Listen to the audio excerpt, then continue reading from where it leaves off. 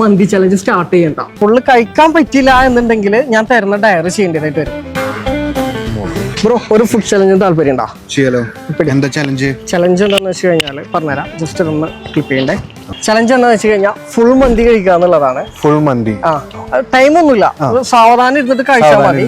പക്ഷെ ഫുള്ള് കഴിക്കാൻ പറ്റില്ല എന്നുണ്ടെങ്കിൽ ഞാൻ തരുന്ന ഡയറി ചെയ്യേണ്ടതായിട്ട് വരും. എന്തൊക്കെയായിരിക്കും ഡയറി എന്ന് പറയുമ്പോൾ? അത് അതിന്റെ ഉള്ളിൽ എഴുതിയിട്ടുള്ളത് എന്താന്നുള്ളത് ഞാനല്ല എഴുതിയിട്ടുള്ളത്. അതെന്താണെന്നുള്ളത് സെലക്ട് ചെയ്യണത് ചെയ്യേണ്ടതായിട്ട് വരും. സെറ്റ് അല്ലേ? അങ്ങനെ നമ്മളെ മന്തി ചലഞ്ച് സ്റ്റാർട്ട് ചെയ്യണ്ട. തുടങ്ങിക്കോ. മന്തി തന്നെ ഉണ്ട്.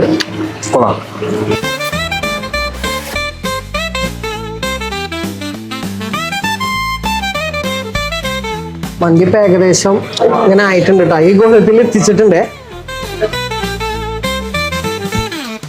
അങ്ങനെ നമ്മുടെ മന്തി ചലഞ്ചിൽ കീഴടങ്ങിയുണ്ടാ. ഫുള്ള് കഴിക്കാൻ പറ്റിയിട്ടില്ല. അപ്പൊ ഒരു ഡയർ ഉണ്ടായിരിക്കും. ആ ഡയർ എന്താന്നുള്ളത് നമുക്ക് കണ്ടറിയാം. ജസ്റ്റ് നിങ്ങൾ തെരഞ്ഞെടുത്തോ. 5 എണ്ണാണ് ഞാൻ അതിൽ വെച്ചിട്ടുള്ളത്. ഏതാണെന്നുണ്ടെങ്കിൽ ആളെന്നെ സെലക്ട് ചെയ്യട്ടെ. തുറന്നോ? 2 കൈയായിട്ട് തുറന്നോ?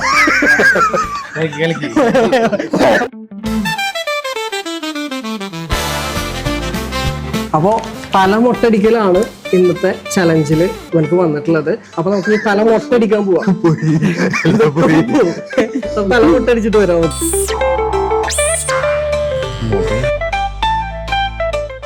തൃപ്രയാറും നൂറൽ മന്തിയിലാണിട്ടുള്ളത്. നമ്മുടെ ചലഞ്ചില് വിന്നർ ആയില്ല എന്നുണ്ടെങ്കിലും പറഞ്ഞ വാക്ക് പാലിച്ചിട്ടുണ്ടാ. വല്ല സങ്കടം എന്തെങ്കിലും ഉണ്ടാ? കാര്യല്ലേ? സെറ്റാണ്. ബൈ. അപ്പൊ അടുത്ത ചലഞ്ചിൽ കാണാം നമുക്ക്.